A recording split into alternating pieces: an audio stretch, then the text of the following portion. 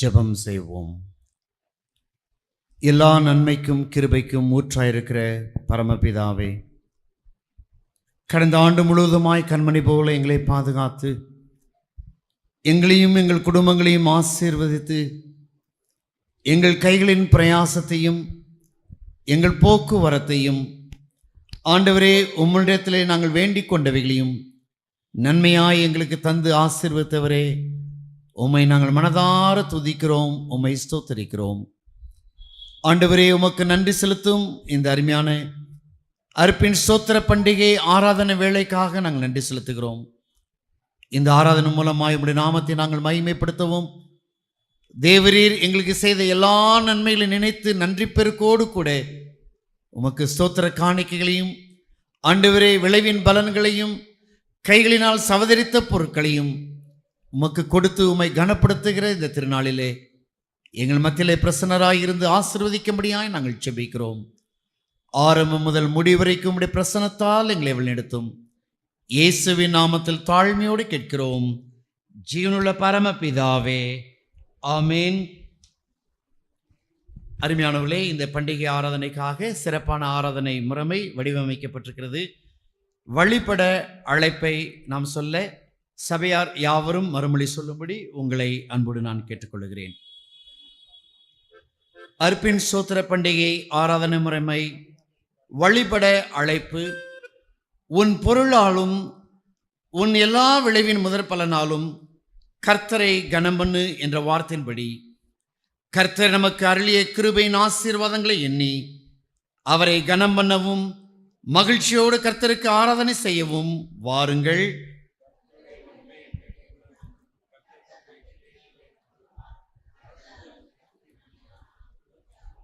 பண்டிகை ஆராதனை காரணமாக நாம் நின்ற வண்ணமாய் 226 பாமாலை கீதம் பாடுவோம்.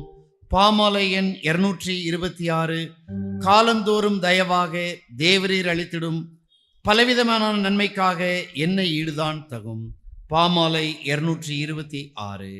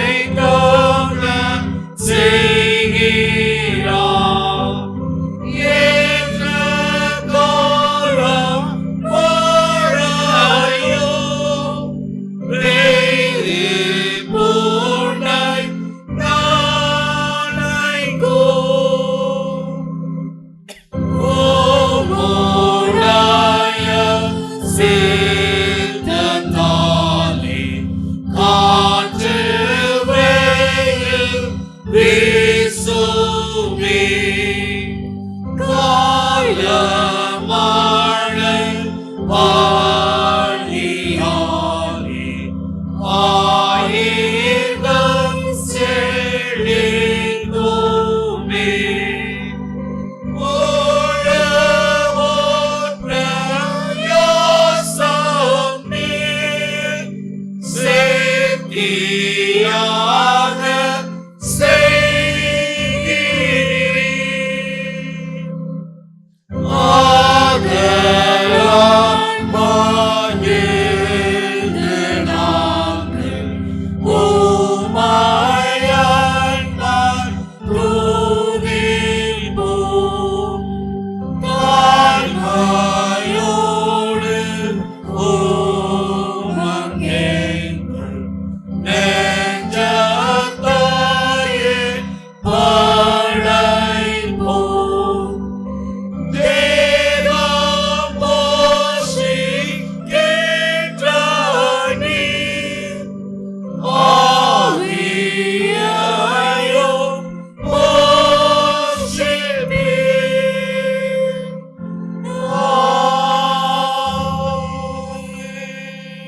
ஜெபம் செய்வோம். இறைவனே உம்மை பாடி புகழ்ந்திட எனக்கே வரம் அருள்வாய். இறைவனே உம்மை பாடி புகழ்ந்திட எனக்கே வரம் அருள்வாய். ஏலிசையாலே இறைவனே உம்மை பாடி புகழ்ந்திட எனக்கே வரம் அருள்வாய். உதயத்திலே ஒளி உதிக்கும் முன்னே எழுந்து இதயத்தையே நீரே இருப்பதற்கு திறந்து சிரத்தினையே உன்றல் சேவடியில் பிணித்து சிரத்தினையே உன்றல் சேவடியில் பிணித்து கரத்தினையே குவித்து கண்களில் நீர் வடித்து இறைவனே உம்மை பாடி புகழ்ந்திட எனக்கே வரம் அருள்வாய். எங்கள் கண்மலையும் மீட்பருமாகிய கர்த்தாவே, என் வாயின் வார்த்தைகளும் இருதயத்தின் நினைவுகளும் உடைய சமூகத்திலே பிரதியாய் இருப்பதாக. ஆமென். இந்த நாளில் உங்களோடு கூட ஆண்டவருடைய வார்த்தையை பகிர்ந்து கொள்ளும்படியாக ஆண்டவர் கொடுத்த நல்ல வாய்ப்புக்காக ஆண்டவருக்கு நாங்கள் துதிகளையும் ஸ்தோத்திரங்களையும் ஏறெடுக்கிறோம். இந்த நல்ல வாய்ப்பை அருளிய சேகரத்தின் ஆயத்தலைவர் திரு சாமுவேல் ரெபன் விக்டர் சிங் ஐயா அவர்களுக்கு உள்ளத்தின் ஆழத்தில் நான் நன்றி சொல்லுகிறேன். நானும் அவரும் ஒன்றாக படித்தவர்கள். தப்பாக நினச்சிக்காதீங்க தயவு செய்து. நான் ஒவ்வொரு வகுப்பும் நன்றாக படித்ததுனால அவரோடு சேர்ந்து படிக்கின்ற ஒரு நல்ல வாய்ப்பு எனக்கு கிடைத்தது. என்னை விட அவர் 10 வயது இடையவர். ஆனாலும் கூட நாங்கள் அந்த 84, 89 அந்த ஆண்டுகளிலே தமிழ்நாடு ஏரியல் கல்லூரியிலேயே நாங்கள் ஒன்றாக சேர்ந்து படிக்கின்ற ஒரு நல்ல வாய்ப்பை நாங்கள் பெற்றோம். அவர்கள் விக்டர் சிங் ஐயா ரொம்ப சுறுசுறுப்பானவர். நான் ரொம்ப தூங்கிட்டே இருப்பேன், ஆனால் ரொம்ப சுறுசுறுப்பானவர். அப்புறம் டிடிஎஸில் எங்கே பார்க்கலாம் என்று சொன்னால் பேஸ்கெட் பால் கிரவுண்டில் பார்க்கலாம். இருட்டில் ஒருவேளை இரவில் வெளிச்சி விழுந்த ராத்திரி விளையாண்டுருப்பார். அவருக்கு பிடித்த விளையாட்டு பேஸ்கெட் பால் விளையாட்டு. அதில் அவர் விளையாண்டு கொண்டே இருப்பார், அந்த அளவுக்கு தன்னை ஈடுபடுத்தி கொண்டு. அது மாத்திரமல்ல, நன்றாக படிக்கக்கூடியவர். அவர் எம்ஏ பிடி படித்தார், நாங்கள் பிடி படித்தோம். இறையிலே நன்றாக ஆழ்ந்து படிக்கக்கூடிய ஒரு நல்ல அறிவாளி என்று சொன்னால் மிகையாகாது. அது மாத்திரமல்ல, சமூக சேவை செய்வதிலே மிகுந்த ஈடுபாடு கொண்டவர்கள். ஏழை எளிய மக்கள் மீது அன்பு கொண்டு அவர்களுக்கு உதவி செய்வதில் அவர்கள் தன்னை அதிகமாக ஈடுபடுத்தி கொண்டார்கள். அப்படிப்பட்ட ஒரு நல்ல சிறந்த ஒரு ஆயரை நீங்கள் பெற்றிருப்பதற்காக நான் உண்மையாலுமே ஆண்டவருக்கு நான் நன்றிகளை ஏறெடுக்கிறேன். ஆலய ஆராதனையை நான் பார்த்த பொழுது மிகவும் எனக்கு புல்லரித்து போய்விட்டது. 35 ஆண்டுகள் நான் திருச்சி தஞ்சை திருமண்டலத்தில் பணியாற்றி ஓய்வு பெற்று 5 ஆண்டுகள் ஆகிவிட்டது. ஆனால் இப்படிப்பட்ட ஒரு உயிருள்ள ஆராதனையை இங்கே தான் நான் பார்க்கிறேன். சண்டே ஸ்கூல் பிள்ளைங்க ஒவ்வொரு வாரம் இப்படி மனப்பாட வசனம் சொல்லுவாங்கன்னு கேட்டேன். ஐயா சொன்னார், ஆமாங்க ஒவ்வொரு வாரம் சொல்லுவாங்க அப்படின்னு சொன்னார். சண்டே ஸ்கூல் பிள்ளைகள், தாய்மார்கள், ஆண்கள் ஐக்கிய சங்கம், கொயர் எல்லாருமே ஒரு ஈடுபாடோடு கூட இந்த திருச்சபை வழிபாட்டிலே கலந்து கொள்வதை பார்க்கின்ற பொழுது எனக்கு மிகவும் ஒரு மகிழ்ச்சியாக இருக்குது. ஒரு உயிருள்ள ஒரு நல்ல ஒரு திருச்சபையை ஐயா அவர்கள் வைத்திருக்கிறார்கள். அவர்கள் சோர்ந்தே போக மாட்டாங்க. 24 மணி நேரம் அவருக்கு பத்தாது. ஒருவேளை 28 மணி நேரம் இருந்தால் நல்லா இருக்கு. அந்த அளவுக்கு அவர்கள் 24/7 என்று சொல்வார்களே. டிடிஎஸில் அப்படித்தான், இங்கே அப்படித்தான். அடிக்கடி நாங்கள் டீ குடிக்க போவோம், சாப்பிட போவோம், அல்வா சாப்பிட போவோம். அப்போல்லாம் மிக உற்சாகத்தோடு கூட எங்களோடு கலந்து கொண்டு எனக்கு அவர் தான் அதிகமாக டீ, அல்வா, மிக்சர்லாம் வாங்கி கொடுப்பாரு இங்கே டிடிஎஸில். அந்தளவுக்கு வெரி க்ளோஸ். நாங்கள் அவங்க வீட்டுக்கெல்லாம் போயிருக்கிறேன். அந்தளவுக்கு ஒரு நல்ல ஒரு ஆயர் அவர்களுக்கும் அம்மா அவர்களுக்கும் என்னுடைய நன்றியை நான் சொல்லிக்கொள்வது நான் மிகவும் மகிழ்ச்சி கொள்கிறேன்.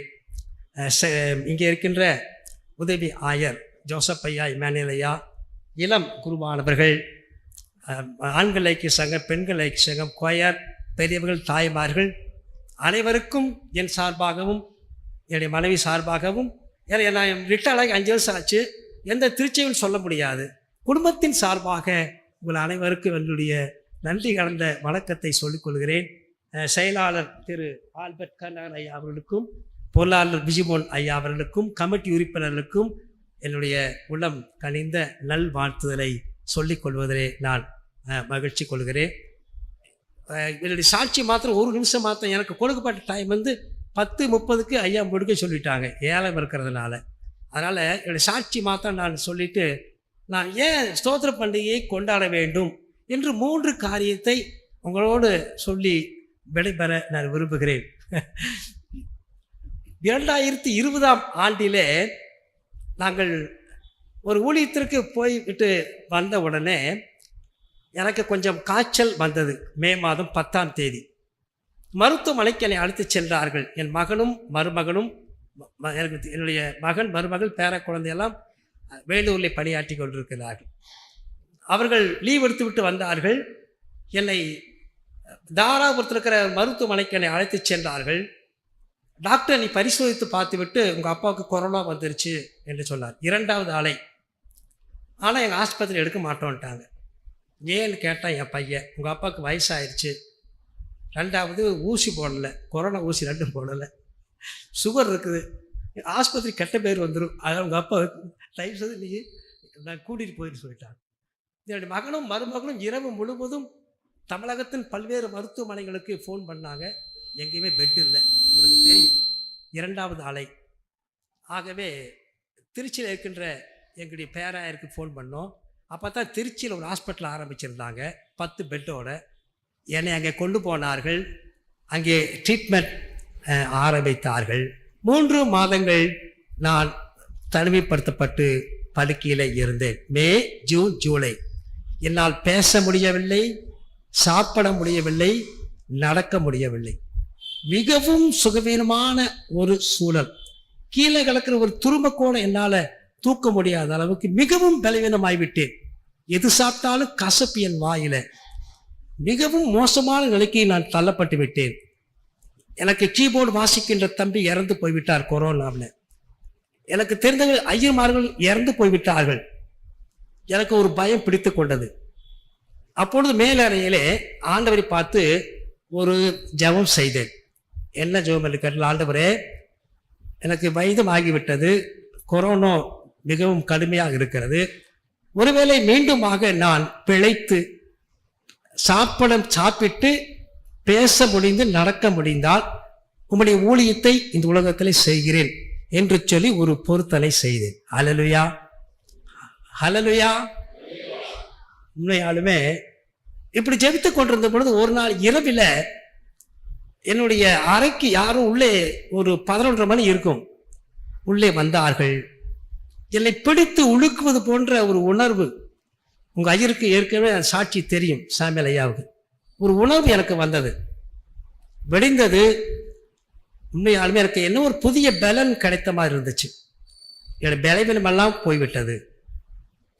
ஆண்டவர் சொன்னார், மகனே, நீ இந்த உலகத்தில் சென்று என்னை குறித்து சொல்லு என்று சொன்னார். ஹல்லேலூயா. வேற ஒன்றையும் சொல்ல வேண்டாம், நான் உயிரோடு இருக்கிறேன் என்பதை இந்த எல்லா மக்களுக்கும் நீ இப்போ என்ன செய்ய சொல் என்று சொல்லி எனக்கு ஒரு கட்டளை கொடுத்தார். கொஞ்சம் கொஞ்சமாக 6 மாதங்கள் ஆகிவிட்டது. கொஞ்சம் கொஞ்சமாக சாப்பிட ஆரம்பித்தேன். மெதுவாக பேச ஆரம்பித்தேன். மெதுவாக நடக்க ஆரம்பித்தேன். டிசம்பர் வந்து விட்டது. கொஞ்சம் கொஞ்சமாக பலனை கடவுள் கொடுத்த. ஆண்டவர் கேட்ட, ஆண்டவரே, நீங்கள் போய் ஊழியத்தை செய்யன்னு சொன்னீங்களே, எங்கே படுக்கையில் படுத்து கிடக்கு, என்ன செய்யலாம் ஆண்டவர்? இல்லை, நான் உங்களை பலப்படுத்துவேன் என்று சொன்னார். டிசம்பர் முடிந்தது. ஜனவரி, பிப்ரவரி, மார்ச் வந்தது. லெந்து காலத்தில் இருந்து கடவுள் மீண்டுமாக என்னை ஊழியத்தில் பயன்படுத்தி ஒரு 5 ஆண்டுகளாக 120 சபைகளுக்கு மேலாக சென்று ஆண்டவருடைய வார்த்தை சொல்லவும் சாட்சி சொல்லவும் கடவுள் கிருபை செய்திருக்கிறார். ஹல்லேலூயா. இன்னும் எனக்கு பலவீனங்கள் உண்டு. நடக்க அவ்வளவு முடியாது, படியேற முடியாது. பலவீனங்கள் மத்தியிலே கூட பவுல் சொல்றாருல்ல, என் பலவீனத்திலே நான் ஆண்டவருடைய சுவிசேஷத்தை நான் சொல்லுவேன். என் பலவீனத்திலையும் உங்கள் ஐயா அவர்கள் அன்பு கட்டளிட்ட உடனே என்னால் மறுக்க இயலவில்லை. நான் கட்டாயம் வருகிறேன் என்று சொல்லி நாங்கள் வந்திருக்கிறோம். கடவுள் எங்களை வாழ்விலே செய்த எல்லா நன்மைகளுக்காக ஆண்டவருக்கு நாங்கள் நன்றி சொல்ல கடமைப்பட்டிருக்கிறோம். எங்களுக்காக ஜெபிக்கும்படி அன்போடு நான் கேட்டுக்கொள்கிறேன். ஹல்லேலூயா. கிறிஸ்துவுக்குள் அன்பானவர்களே, நாம் ஏன் ஸ்தோத்திர பண்டிகையை நாம் கொண்டாட வேண்டும்? இது நன்றி செலுத்துகின்ற பண்டிகை. இஸ்ரவேல் ஜனங்கள் தங்கள் வாழ்க்கையில 7 முக்கியமான பண்டிகைகளை கொண்டாடினார்கள். லேவியராகவும் 23ஆம் அதிகாரத்திலேயும் எண்ணாகவும் 29ஆம் அதிகாரத்திலேயும் இந்த குறிப்புகளை நீங்கள் வீட்டிலே சென்று படித்து பாருங்கள். பஸ்கா பண்டிகை, புளிப்பில்லாத அப்ப பண்டிகை, முதல் பலனை செலுத்துகின்ற பண்டிகை, வார பண்டிகை, எக்கால பண்டிகை, பாவ நிவர்த்தி பண்டிகை, கூடார பண்டிகை என்று சொல்லி 7 முக்கியமான பண்டிகைகளை தங்கள் வாழ்க்கையில் அவர்கள் கொண்டாடினார்கள். ஏனென்று கேட்டால், எகிப்திலே அடிமையாய் இருந்தோம், பாடுகளையும் கஷ்டங்களையும் அனுபவித்தோம், ஆண்டவரை நோக்கி நாங்கள் கூப்பிட்டோம். கடவுள் எங்கள் கூப்பிடுதலை கேட்டு எங்களை அழைத்து கொண்டு வந்து பாலும் தேனும் ஓடுகிற தேசத்தில் வைத்தார். ஆகவேதான் ஒவ்வொரு பண்டிகையிலையும் அங்கே பெரிய கூடை நிறைய காய்கறிகளையும் பழங்களையும் எடுத்துக்கொண்டு ஆலயத்திற்கு கடவுள் தேர்ந்தெடுத்த ஆலயத்திற்கு போவார்களாம். அங்கே ஆசாரிய இடத்துல அந்த பல கூடைகளையும் கனிகள் நிறைந்த கூடைகளையும் கொடுப்பார்களாம். அந்த ஆசாரியன் அங்கே உள்ளே சென்றவுடனே குடும்ப தலைவன் தன்னுடைய குடும்பத்தை பார்த்து சொல்லுவானான், என் தகப்பன் அழிவுக்கு நேரான சீரியா தேசத்தான் அவன் கொஞ்ச ஜனங்களோட ஏத்துக்கு போன ஜனங்கள் 70 பேர் அங்கே பலத்த திரட்சியான ஜாதி ஆக்கினான். எகிப்தியர் எங்களை வருத்தப்படுத்தார்கள், கொடுமைப்படுத்தினார்கள், கடினமான வேலைகளை சுமத்தினார்கள். கடவை நோக்கி முறையிட்டோம். எங்கள் வருத்தத்தையும் ஒடுக்கத்தையும் பார்த்து மகா பயங்கரனாலும் அற்புதத்தாலும் அடையாளத்தினாலும் கடவுள் எங்களை அழைத்து கொண்டு வந்து பாலும் தேனும் ஒரு தேசத்தில் வைத்தார் என்று சொல்லி இந்த நன்றி செலுத்துகின்ற பண்டிகையை அவர்கள் உற்சாகமாக கொண்டாடுவார். ஹல்லேலூயா. ஆக ஒவ்வொரு யூத மக்களும் பண்டிகை மிக சிறப்பாக கொண்டாடுவார்கள். ஆகவேதான் நாம் இந்த திருச்சபைகளில இப்படிப்பட்ட சிறந்த பண்டிகைகளை நாம் வைத்திருக்கிறோம். அன்பானவர்களே, நாம் ஏன் ஸ்தோத்திர பண்டிகை கொண்டாட வேண்டும்? 3 குறிப்புகளை 118ஆம் சங்கீதத்தில் இருந்து உங்களோடு கூட நான் பகிர்ந்து கொள்ள. நாம் ஏன் ஆண்டவருக்கு நன்றி செலுத்த வேண்டும்? நாம் ஏன் ஆண்டவரை ஸ்தோத்திரிக்க வேண்டும்? 118ஆம் சங்கீதத்தை எடுத்து வைத்துக் கொள்ளுங்கள். 3 குறிப்புகளை மிக சுருக்கமாக நான் சொல்லி என் செய்தி நிறைவு கொண்டு வர விரும்புகிறேன். 118ஆம் சங்கீதக்காரன் மிக அழகாக சொல்லுகிறான்.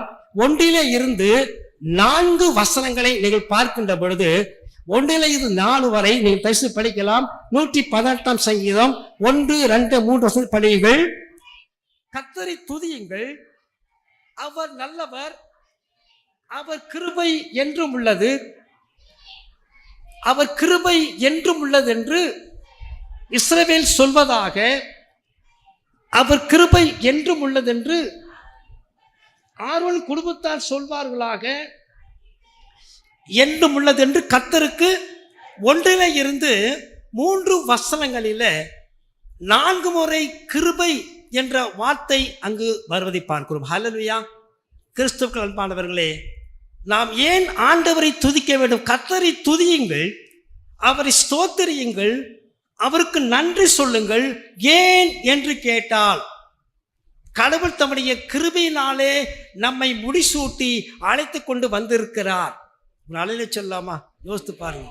நான் நிற்பதும் நிர்மூலமாகாமல் இருப்பதும் கடவுளுடைய சுத்த கிருபை. இரக்கங்களுக்கு மலைகள் விலகினாலும் பர்வதங்கள் நிலை பெயர்ந்தாலும் என் கிருபை விட்டு விலகாமலும் சமாதானம் நிலை பெயர் மனதுருகிற கர்த்தர் சொல்லுகிறார். கடவுளுடைய கிருபை இல்லாமல் இந்த உலகத்திலே வாழ முடியாது. தாவீதரசன் அழகா சொல்வார், கடவுள் என்னை இம்மட்டும் அழைத்து கொண்டு வந்ததற்கு நானும் என் வீடும் எம்மாத்திரம். ஸ்தோத்திர பண்டிகை வந்திருக்கிறோம். நம்ம கடந்த ஆண்டு முழுவதும் கடவுள் நம்மை கிருபையினாலே முடிசூட்டி ஆசீர்வதித்து அழைத்து கொண்டு வந்திருக்கின்றார் அல்லவா? ஆகவே தான் நாம் ஆண்டவரை ஸ்தோத்திரிக்க வேண்டும், கடவுளை துதிக்க வேண்டும். கிருபைங்கிற வார்த்தைக்கு ஒரு அழகான ஒரு அர்த்தம் இருக்குதுங்க, உங்களுக்கு தெரியும். What is the meaning of grace? கிருபை என்றால் தகுதி இல்லாத எனக்கு இறைவன் கொடுக்கின்ற தகுதி. பவுல் சொல்வார், எங்களால் ஏதாகலும் ஆகும் என்று ஒன்றை குறித்து யோசிப்பது எங்களுக்கு தகுதி இல்லை, எங்கள் தகுதி கடவுளாலே உண்டாயிருக்கிறது. ஆக தகுதி இல்லாத எனக்கு இறைவன் தருகின்ற தகுதி தான் கிருபை, கிரேஸ் என்று இருப்பதை நாம் பார்க்கிறோம். இன்னொரு அழகான பக்தன் சொல்லுகின்றான், கடவுளுடைய அளவு கடந்த அன்புதான் கிருபை. கடவுள் என்னை அதிகமாக நேசிக்கிறார், என் மீது அன்பு வைத்திருக்கிறார். கடவுளுடைய அன்புக்கு எல்லையே கிடையாது, அளவு கடந்த எல்லை. நான் வால்பாறை பகுதியிலே இருந்து வருகின்றவன். ஐயா அவர்கள் ஒரு முறை வால்பாறை பகுதிக்கு வந்தார்கள், ஊழியத்துக்காக வந்தாங்க. அங்கே பல கீபோர்டு இருக்குது, கிட்டார் இருக்குது. அப்பொழுது எதுவுமே கிடையாது. பொன்னம்மா சன்னியாசி என்று ஒரு அம்மா வருவாங்க. அவங்க கையில் ஒரு டேப்ரின் வச்சுருப்பாங்க. ஆயிரக்கணக்கான மக்கள் கூடி இருக்கின்ற அந்த கூட்டத்தில் அந்த அம்மா அழகான பாட்டு பாடுவாங்க. மிக அதாவது அந்த டேப்ரினை கையில் தூக்கிட்டு, அன்பர் அன்பை யாரால் கூறலாம், ஆச்சரியம் அன்பாகவே இருக்கும் என்னே சார். அழகா சொல்லுவாங்க, ஆகாயத்தை தாளாக்கி அதில் எல்லாம் எழுதினாலும் அன்பர் அன்பை எழுதி தீர்க்க அன்பர்கள் யாராலே கூடும், எல்லா மரமும் பேனாவானாலும். அந்தம்மா ஒரே அம்மா அழகா பாடுவாங்க, எல்லா மரமும் பேனாவானாலுமே ஆச்சரியம் எல்லா நீரும் மையானாலுமே. எல்லா மரமும் பேனாவானாலும் எல்லா மையும் எல்லா நீரும் மையானாலும் கடவுளுடைய அன்பை எழுதி தீர்க்க முடியாது.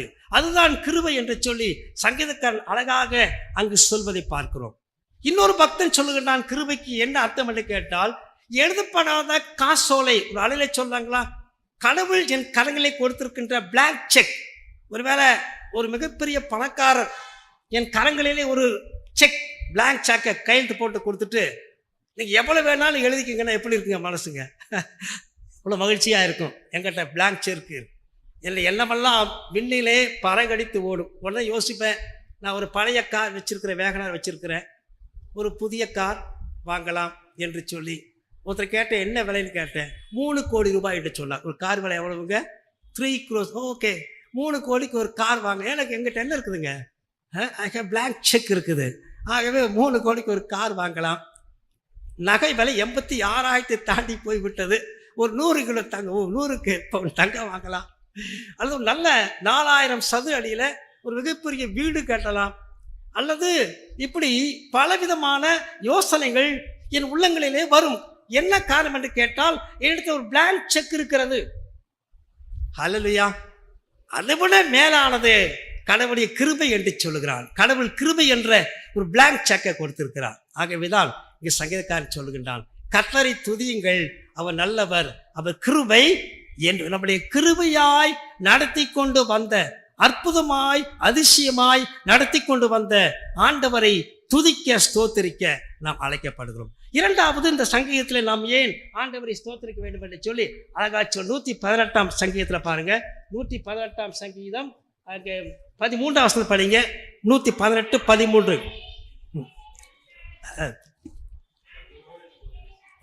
நான் விழும்படி நீ என்னை தள்ளினாய், கர்த்தரோ எனக்கு. 118ஆம் சங்கீதம் 13ஆம் வசனத்தில் நாம் ஏன் ஆண்டவரை துதிக்க வேண்டும், நாம் ஏன் ஆண்டவருக்கு நன்றி சொல்ல வேண்டும். இரண்டாவது பாயிண்ட் நிறையா இருக்கு. நான் 3 பாயிண்ட் மாத்திரம் டச் பண்ணுறேன் இன்னைக்கு, நேரம் இல்லாதனால. இரண்டாவது அவன் சொல்லுவது என்ன சொல்கிறான்னு சொன்னால், கடவுள் எனக்கு செய்த உதவிகளுக்காக நான் ஆண்டவரை ஸ்தோத்திரிக்க அழைக்கப்பட்டிருக்கிறேன். இந்த ஆண்டு முழுவதும் யோசித்து பாருங்க. இந்த கடந்த ஆண்டு முழுவதும் நாம் நினைத்தோ நினைக்காமலோ, அறிந்தோ அறியாமலோ, நமக்கு தெரிந்தோ தெரியாமலோ கடவுளை செய்திருக்கிறாருங்க. இந்த வாழ்க்கையில் நமக்கே தெரியாமல் நிறைய உதவிகளை கடவுள் நமக்கு செய்திருக்கிறார். ஆகவே தான் ஆண்டவரை ஸ்தோத்திரிங்கள் என்று சொல்லி இங்கே சங்கீதக்காரன் அங்கே சொல்லுவதை பார்க்கிறோம். கடவுள் நமக்கு செய்த உதவிகளுக்காக. இஸ்ரவேல் ஜனங்களுடைய வாழ்க்கையில் நடந்த ஒரு சம்பவத்தை மாத்திரம் நான் குறிப்பிட்டு சொல்ல விரும்புகிறேன். 1 சாமுவேல் 7ஆம் அதிகாரத்திலே அதை நான் பார்க்கிறோம். சாமுவேல் தீர்க்கதரிசி இஸ்ரவேல் ஜனங்களை ஆண்டு கொண்டு வந்தான். ராஜா இல்லை, அப்போ சவுல் ராஜா வரல. இஸ்ரவேல் முதல் ராஜா சவுல். சாமுவேல் தீர்க்கதரிசி மக்களை ஆண்டு கொண்டு வந்தார். அப்பொழுது ஒரு கட்டளை ஒன்று கொடுத்தார் மக்களை பார்த்து, நீங்கள் எல்லாரும் மிஸ்பாவிலே கூடி வாருங்கள், நாம் ஆண்டவரை ஸ்தோத்திரிக்க வேண்டும், ஆண்டவருக்கு நன்றி பலி செலுத்த வேண்டும், எல்லாரும் கூடி வாருங்கள் என்று சொல்லி ஒரு அறைகூவலை விழுவிருக்கிறார் சாமுவேல் தீர்க்க. ராமா என்ற பட்டணத்தில் இருக்கிறார் சாமுவேல் தீர்க்கதரிசி. இஸ்ரவேல் ஜனங்கள் எல்லாரும் மிஸ்பாவிலே கூடி வந்திருக்கிறார்கள். இஸ்ரவேல் ஜனங்கள் மிஸ்பாவிலே கூடி இருக்கிறார் என்ற அந்த செய்தியை கேட்ட உடனே பெலிஸ்தர் ஒரு மிகப்பெரிய கூட்டமாக இஸ்ரவேல் மக்களோடு கூட போரிடும்படியாக வந்து நிற்கிறார்கள். மிகப்பெரிய கூட்டம். இங்கே ராஜா இல்லை, தலைவன் இல்லை, தீர்க்கதரிசி மக்களை ஆண்டு கொண்டிருக்கிறார். அப்பொழுது ஜனங்கள் மிகவும் பயந்து சாமுவேல் தீர்க்கதரிசி பார்த்து சொல்லுகிறார்கள், தீர்க்கதரிசி அவர்களே, இந்த மக்களோடு நாங்கள் போரிட எங்களுக்கு வேலன் இல்லை, கடவுள் எங்களுக்கு உதவி செய்ய வேண்டும் என்று சொல்லி ஆண்டவரை நோக்கி வேண்டிக் கொள்ளுங்கள் என்று சொல்லுகிறார்கள். சாமுவேல் தீர்க்கதரிசி பால் மறந்த 1 வயது ஆட்டுக்குட்டியை எடுத்து கடவுளை சமூகத்தில் கொண்டு வந்து அங்கு தகன பலியாக அவன் பலியிடுகிறான். ஹல்லேலூயா, ஹல்லேலூயா. பலியிடுகிற சமயத்தில் வானத்தில் இருந்து இடி முழக்கங்கள் கீழே உண்டாகி அங்கே பெலிஸ்தர் மீது விழுந்ததனாலே அவர்கள் ஓடி போனார்கள். பெத்காரிம் என்ற பள்ளத்தாக்கு மட்டும் ஓட அவர்களை விரட்டுகிறார் இஸ்ரவேல் ஜனங்கள். தீர்க்கதரிசி அங்கே போய் ஒரு கல்லை எடுத்து அங்கே மிஸ்பாவுக்கும் சேன் என்ற பட்டணத்துக்கும் இடையிலே அந்த கல்லை நிறுத்தி அதற்கு எபினேசர் என்று பெறுகிறார். அல்லேலூயா. எபினேசர் என்ன அர்த்தம் தெரியுங்களா? எபினேசர் என்றால் உதவியின் கல், ஹெல்பிங் ஸ்டோன். உதவியின் கல். அந்த கல்லை நிறுத்தி அபிஷேகம் பண்ணி கடவுள் எங்களுக்கு இம்மட்டும் உதவி சொல்லி அந்த கல்லுக்கு எபினேசர் என்று பெயரை அவர் விடுவதை பார்க்கிறோம். கிறிஸ்தவர்கள் அன்பானவர்களே, கடவுள் இந்த ஆண்டு முழுவதும் எபினேசராக இருந்திருக்கிறார், நமக்கு உதவியாக இருந்திருக்கிறார், உதவியின் கல்லாய் இருந்திருக்கிறார். நம்மை கடவுள் ஆசீர்வதித்து நடத்தி கொண்டு வந்திருக்கு. ஆகவேதான் 118 சொல்றாரு, கர்த்தரை துதியுங்கள், ஸ்தோத்திரியுங்கள், நன்றி செலுத்துங்கள் என்று கேட்டால் கடவுள் என் வாழ்க்கையிலே செய்த உதவிகளுக்காக.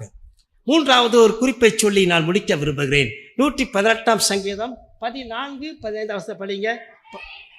14-15 கர்த்தர் என் பலனும் என் கீதமுமானவர், அவர் எனக்கு ரட்சிப்புமானார், கூடாரங்களில் ரட்சிப்பின் கம்பீர சத்தம் உண்டு, கர்த்தரின் வலதுகரம். 3வதாக முதல் குறிப்பு, கர்த்தருடைய கிருபைகளுக்காக நன்றி சொல்கிறேன், கர்த்தர் என் வாழ்விலே செய்த உதவிகளுக்காக நன்றி சொல்கிறேன். 3வது, கடவுள் எனக்கு தந்திருக்கின்ற மீட்புக்காக, ஹல்லேலூயா, மீட்புக்காக நான் நன்றி சொல்கிறேன். அங்கே சொல்றாரு, அழகாய் சொல்றாரு 118 சங்கீதத்தில், கர்த்தர் என் பலனும் என் கீதமுமானவர், அவர் எனக்கு ரட்சிப்புமானார். கர்த்தர் இந்த உலகத்தில் எனக்கு தந்த மீட்பு. இன்றைக்கு பாருங்க, கடவுள் நம்முடைய அழகாக பிள்ளைக்கு சொன்னாங்க, நம்முடைய பாவங்களை எல்லாம் மன்னித்து, அக்கிரமங்களை எல்லாம் மன்னித்து, நமக்கு ஒரு நல்ல பெயரை கொடுத்து ஆசீர்வதித்து இன்றைக்கு அவருடைய சமூகத்திலே அழைத்து கொண்டு வந்து அவரை துதிக்கும் புது பாட்டை கடவுள் என் வாயிலே கொடுத்திருக்கிறார் அல்லவா?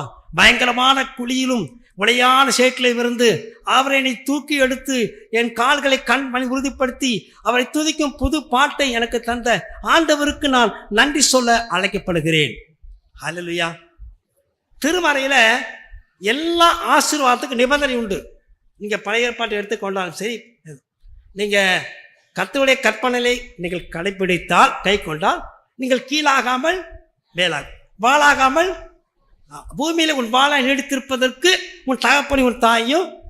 ஆனால் நிபந்தனை இல்லாத ஒரு ஆசீர்வாதம் என்னவென்று கேட்டால், கடவுள் எனக்கு கொடுத்திருக்கின்ற ரட்சிப்பு, மீட்பு. ஹல்லேலூயா. அது எந்த நிபந்தனையும் இல்லை. ரட்சிப்புக்கு நம்ம எந்த விலையும் கொடுக்க வேண்டாம், கியூவில் நிற்க வேண்டாம். டிசம்பர் ஜனவரி மாத தாராவரம் வந்தீங்கன்னா, தாராவரம் பகுதியில் நீங்கள் நடக்கவே முடியாது. ஆயிரக்கணக்கான மக்கள் நடந்து போய் கொண்டிருப்பார்கள். பல கிலோமீட்டர் தாண்டி ஈரோடு எடப்பாடிலேருந்து வருவாங்க, நடந்து போய்ட்டு. நான் ஒருத்தர் பார்த்து கேட்டேன், எங்கே போகிறேன்னு கேட்டேன். நடந்து வந்தாங்க ஐயா, 3 நாளாக நாங்கள் பாவ மன்னிப்பு பெற போயிட்டுருக்குறோம் என்று சொன்னார். நமக்கு எந்த கிரையும் கொடுக்க வேண்டாம். ஆனால் இலவசமாக கடவுள் நமக்கு கொடுத்திருக்கின்ற அந்த மீட்புக்காக, ரட்சிப்புக்காக, ஆண்டவரே நான் உம்மை துதிக்கிறேன், சோத்தரிக்கிறேன், நன்றி பாராட்டுகிறேன்.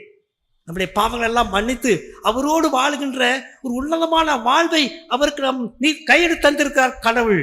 ஆகவே ஆண்டவருக்கு நாம் நன்றி சொல்ல அழைக்கப்படுகிறோம். மார்ட்டின் லூத்தர் கிங் ஒரு தரிசனம் ஒன்றை கண்டாராம். அந்த தரிசனத்தில் ஒரு பெரிய வெள்ளை சுவர் இருந்ததாம். அந்த சுவரில் அவர் எழுதிய செய்த பாவங்கள் எல்லாம் ஒவ்வொன்றாக வந்து கொண்டே இருந்ததாம். யோசிக்க ஆரம்பித்தார். சீர்திருத்த திருச்சபையின் தலைவர், எல்லாருக்கும் போதிக்கின்றவன், இவ்வளவு பெரிய தவறுகளை செய்திருக்கிறேனே, நான் எப்படி ஆண்டவருடைய ஊழியத்தை செய்ய முடியும், நான் எப்படி ஆலயத்திற்கு போக முடியும்? ஹல்லேலூயா. அப்பொழுது அங்கே அந்த வெள்ளை சுவட்டிலே ஒரு கை ஒன்று தோண்டியதாம்.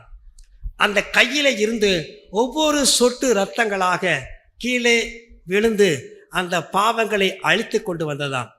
அழகாக அங்கே எழுதப்பட்டிருந்ததாம், இயேசு கிறிஸ்துவின் இரத்தம் சகல பாவங்களுக்கு நம்மை. அதை மகிழ்ச்சி அவருக்கு. எழுந்தார், நன்றி சொன்னார், ஸ்தோத்தரித்தார், நன்றி காணிக்கை படைத்தார். ஆண்டவருக்கென்று வல்லமையாக தன்னுடைய ஊழியத்தை பல பல ஆண்டுகள் அவர் செய்து முடித்தார். ஆகவேதான் சங்கீதக்காரன் சொல்லுகின்றான், ஆண்டவரை துதியுங்கள், அவர் நல்லவர் என்று கேட்டால் அவருடைய கிருபை, அது மாத்திரமல்ல அவருக்கு செய்த உதவி, அவருக்கு கொடுத்த மீட்பு, இவர்கள் எல்லாம் எண்ணி பார்த்து இந்த ஸ்தோத்திர பண்டிகை நாளிலே ஆண்டவருக்கு நன்றி சொல்லுவோம், ஸ்தோத்திரிப்போம். இதை ஒரு நாள் நடக்கிற நிகழ்ச்சி அல்ல. இது இந்த ஸ்தோத்திர பண்டிகை ஒரு நாள் நடக்கிற நிகழ்ச்சி அல்ல. ஆப்பிரிக்கா தேசத்துக்கு எங்கள் பிஷப் போயிட்டு வந்து சொன்னார், அங்கே 7 நாள் கொண்டாடுவாங்களாம். 15 பை இருக்குமா, முன்னால் சாக்கு பை இருக்குமா, 15 பை. எதுக்குன்னு கேட்டாராம். இந்த 15 பையில் மக்கள் நடனமாடி கொண்டு காணிக்க போடுவாங்க. எல்லாம் உட்காந்துட்டு காணிக்க போடுறதுக்கு முடியலை. கடவுள் செய்த நன்மையில எண்ணி எல்லாம் எந்திரிச்சு நடனமாடி டான்ஸ் பண்ணிட்டு வந்து அந்த சாக்கு பையில் காணிக்க போடுவாங்களாம். இன்றைக்கு ஆப்பிரிக்கா தேசம் நடக்கின்ற ஒரு காரியம். 7 நாள் பண்டிகை கொண்டாடுவார்களாம். நான் ஒவ்வொரு ஞாயிற்றுக்கிழமையும் கொண்டாடிக்கொண்டே இருப்போம் ஆண்டவர் செய்த நன்மைகளை. ஆண்டவர் தாமே இந்த திருவசனங்களை ஆசீர்வதித்து வழிநடத்துவாராக. இன்றைக்கும் இந்த பண்டிகை ஆராதனைக்காக நன்றி செலுத்துகிறோம். ஆண்டவரே, நாங்கள் எதற்காக நன்றி கூற வேண்டும்? ஆண்டவருடைய கிருபை எங்களோடு இருப்பதற்காகவும், ஆண்டவர் செய்த உதவிக்காகவும், ஆண்டவர் எங்களுக்கு அருளி செய்த இலவசமான மீட்புக்காகவும் நன்றி உள்ள உணர்வோடு கூட நாங்கள் படைத்திருக்கிற ஒவ்வொரு பொருளையும் ஆசீர்வதிப்பீராக. இதை தொடர்ந்து நடைபெற இருக்கிற அர்ப்பின் ஸ்தோத்திர பண்டிகை விற்பனை விழாவையும் ஆண்டவரே ஏலத்தையும் தேவரீர் ஆசீர்வதித்து ஏலத்திற்கு பொருட்களை வைத்தவர்களையும் உற்சாகமாய் ஏலத்தில் பங்கேற்று எடுக்கிற பிள்ளைகளையும் கர்த்தர் ஆசீர்வதிக்கும்படியாய் நாங்கள் ஜெபிக்கிறோம். ஆண்டவரே, வரப்போகிற நாட்களிலே எங்களுடைய கம்யூனிட்டி ஹாலுடைய விரிவாக்கத்திற்காக இந்த சிறப்பின் அர்ப்பண ஸ்தோத்திர பண்டிகையை நாங்கள் ஆசரிக்கிறோம். அப்பா ஆண்டவரே, ஆலய வளர்ச்சி தட்டை வைத்த பிள்ளைகளுக்காக ஸ்தோத்திரம். கிளைசபை மக்களுக்காக நன்றி செலுத்துகிறோம். இதை எடுக்கிற பிள்ளைகள் ஆண்டவரே, இதன் காணிக்கைகள் எங்களுடைய ஆலயத்தின் எக்ஸ்டென்ஷன் காரியங்களுக்கு அது பயனுள்ளதாய் காணப்பட இருக்கிறவை தாரும். ஆவியானவர் யாரை முன்குறித்து வைத்திருக்கிறோம் உள்ளங்களிலே கிரியை செய்யும்படியாய் நாங்கள் செபிக்கிறோம். உமக்கென்று கொடுத்த நாங்கள் ஒன்றிலும் குறைவுபடாதபடிக்கு ஆசீர்வதிப்பீராக. இன்றைக்கும் தேவனுடைய வார்த்தை எங்களோடு பகிர்ந்து கொண்ட முதடியாரையும் அவருடைய குடும்பத்தையும் ஆசீர்வதிப்பீராக. ஆலயத்திற்கு புதிதாய் வந்து ஆலய ஆராதனையில் பங்கேற்ற மக்களை திருப்தியாக்கி அனுப்பும்படியாய் நாங்கள் ஜெபிக்கிறோம். தொடர்ந்து எங்களை வழிநடத்தும் ஆசீர்வதியும். இயேசுவின் நாமத்தில் தாழ்மையோடு கேட்கிறோம் ஜீவனுள்ள பரமபிதாவே, ஆமேன். தேவனுடைய இரக்கத்திற்கும் கிருபைக்கும் பராமரிப்புக்கும் நம்ம அர்ப்பணிப்போம். நம்முடைய கர்த்தராய் இருக்கிற இயேசு கிறிஸ்துவின் கிருபையும் பிதாவாய் இருக்கிற தேவனுடைய அன்பும் பரிசுத்த ஆவியானுடைய அன்யோன்யமும் நிறைவான பாதுகாப்பும் பராமரிப்பும் வழிநடத்தலும் உங்கள் அனைவரோடு கூட இன்றும் என்றும் சதா காலங்களிலும் நிலைத்திருப்பதாக.